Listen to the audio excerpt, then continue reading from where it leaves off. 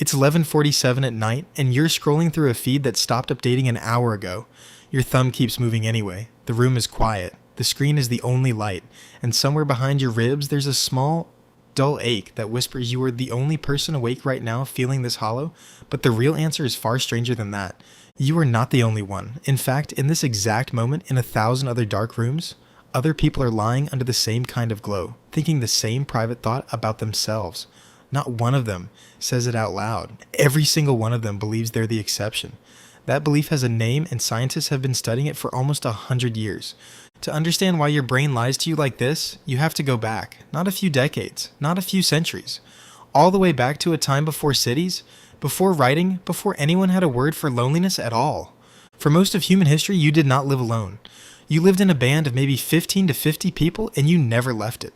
The anthropologist Robin Dunbar spent years studying primate brain size against group size, and he found something remarkable. The size of your neocortex, the wrinkled outer layer of your brain, predicts almost exactly how many stable relationships you can track at once. For humans, that number sits around 150. Your brain isn't built for a city of millions, it's built for a village. Inside that village, being cast out wasn't an inconvenience. It was a death sentence. No claws, no fangs, no armor. Your ancestors survived because of the group around them, not despite it. So evolution did what it always does when survival is on the line. It installed an alarm. That alarm is loneliness. Think about hunger for a second. Hunger isn't punishment, it's information. Your body is telling you something urgent. Go find food, or you will die. Loneliness works the exact same way. It isn't a character flaw or a mood, it's a biological signal, as old as fear itself, telling you that you have drifted from the group that keeps you alive. The psychologist John Cacioppo, who spent decades at the University of Chicago studying isolation, called this the loneliness system. He and his colleagues found that chronic loneliness raises cortisol, disrupts sleep, and even accelerates the biological markers of aging. Your body treats disconnection the way it treats a physical threat, not metaphorically, literally. And here's where it gets stranger. If loneliness is just an ancient alarm bell, what does it actually feel like inside your skull? In the early 2000s, a neuroscientist named Naomi Eisenberger at UCLA ran an experiment that changed how scientists think about rejection. She put people inside an fMRI scanner and had them play a simple game of catch with two other players, except the other two players were computer programs. Partway through, the program simply stopped throwing the ball to the participant. No explanation, no insult, just silence, and being left out of a game that didn't even matter. Here's the part that should stop you cold. The brain scan showed activity lighting up in the dorsal anterior cingulate cortex, the same region that activates when your body feels physical pain. Being excluded from a meaningless game of digital catch triggered the same neural circuitry as touching something hot. Your brain does not clearly distinguish between a broken bone and a broken connection. To your oldest wiring, exile is an injury. So when you feel that hollow ache at night, you are not imagining it.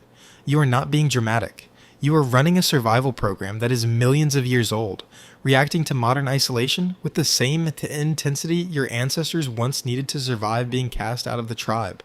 But if that's true, why does everyone suffer through it in silence? This is where the twist comes in, and it's the part almost nobody talks about.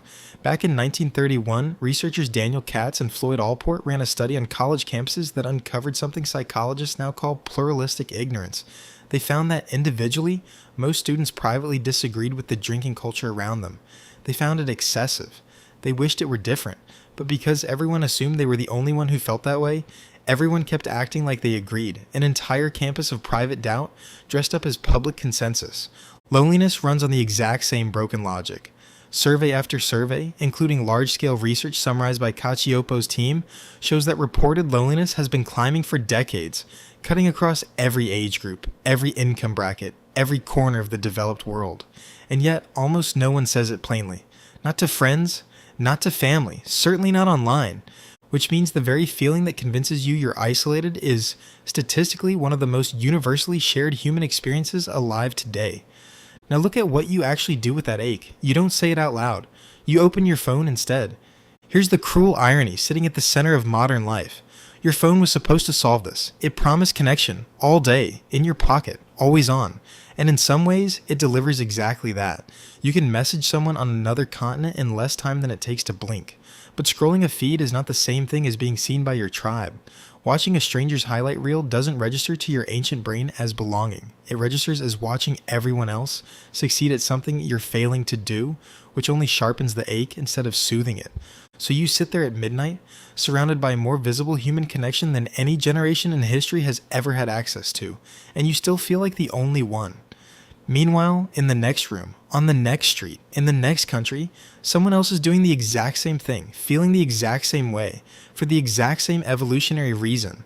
Everyone quietly convinced they're the exception. Nobody is the exception. What does that mean for you specifically tonight? It means the ache in your chest is not proof that something is wrong with you. It's proof that something in you still works exactly as designed.